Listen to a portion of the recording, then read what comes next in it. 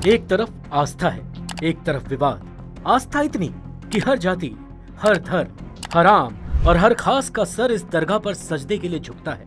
लेकिन विवाद ये कि दावा किया जा रहा है कि अतीत में यहाँ एक शिव मंदिर था, उस मंदिर को तोड़ा गया और उसी जगह पर दरगाह बना दी गई। फिलहाल मामला कोर्ट में है और ख्वाजा मोइनुद्दीन चिश्ती की अजमेर शरीफ दरगाह चर्चा में। दरअसल अजमेर सिविल कोर्ट में दाखिल एक याचिका में यह दावा किया गया है कि ख्वाजा की दरगाह वास्तव में एक शिव मंदिर की जगह पर बनाई गई है। इस बाबत अजमेर सिविल कोर्ट में सुनवाई से पहले दरगाह पक्ष ने परंपरा, संस्कृति और 800 वर्षों के अपने इतिहास की दुहाई दी है।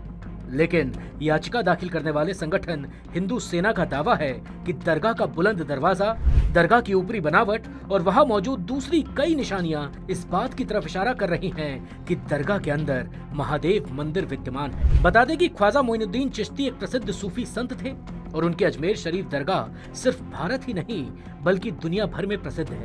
खास बात ये कि आम से खास तक सभी धर्मों के लोग दरगाह शरीफ की जियारत के लिए यहाँ आते हैं, चाहे वो उद्योगपति हो या नेता या फिर अभिनेता।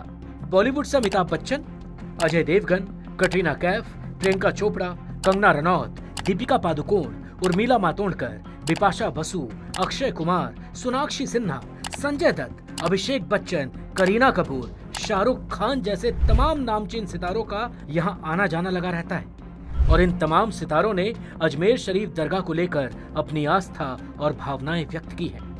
लेकिन साल 2014 में फिल्म हैप्पी न्यू ईयर के प्रमोशन के दौरान सुपरस्टार शाहरुख खान ने एक इंटरव्यू के दौरान अजमेर शरीफ दरगाह को लेकर चमत्कार की एक ऐसी कहानी साझा की थी जिसे सुनकर आप भी हैरत में पड़ जाएंगे। शाहरुख खान की ये कहानी खुद शाहरुख खान की ही आप बीती थी।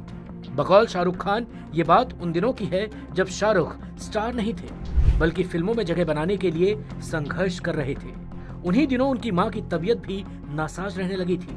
शाहरुख कहते हैं कि मेरी मां की तबीयत ठीक नहीं थी। अपनी मां के लिए दुआ करने मैं उनके साथ ही अजमेर शरीफ दरगाह गया था। मेरी अम्मी ने सारे पैसे संभाल कर रखने के लिए मुझे दे दिए थे। कुल 5,000 रुपए थे, लेकिन पता नहीं कब कैसे वो 5,000 रुपए मेरी जेब से चोरी हो गए या गिर गए, मुझे पता नहीं चला।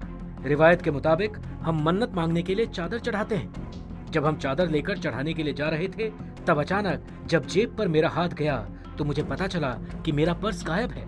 मैं परेशान होकर इधर उधर अपना पर्स ढूंढने लगा तो वहीं पर सामने एक फकीर बैठे हुए थे। उन्होंने अचानक मेरी तरफ देखकर कहा कि कुछ गुम गया है क्या? मैंने कहा जी। फिर फकीर ने कहा 5,000 रुपए गुमे हैं क्या? शाहरुख ने आगे बताया, मैं हैरत में पड़ गया कि इस फकीर को कैसे मालूम कि मेरे 5,000 गुम हो गए हैं। मैं परेशान था, समझ नहीं पा रहा था। तब वो फकीर बोले कि यहाँ आया है तो दर से खाली हाथ नहीं जाएगा। 5,000 गवाए हैं, 500 करोड़ कमाएगा। शाहरुख आगे कहते हैं कि उस अजनबी फकीर बाबा की भविष्यवाणी सच होने के बाद उन्होंने कई बार उस बाबा की तलाश की, लेकिन दोबारा वो उन्हें फिर कभी नहीं मिले। बकौल शाहरुख खान, मुझे आमतौर पर इस तरह की बातों पर यकीन नहीं होता है क्योंकि हम सब पढ़े लिखे लोग सोचते हैं कि ऐसा होता नहीं होगा, लेकिन ये मेरे साथ हुआ है। ये मेरी खुद की आप बीती है।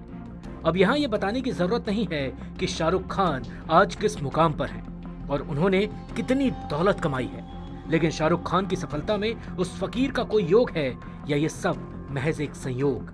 इस बात का फैसला अपनी समझ और विवेक के आधार पर आप खुद करें।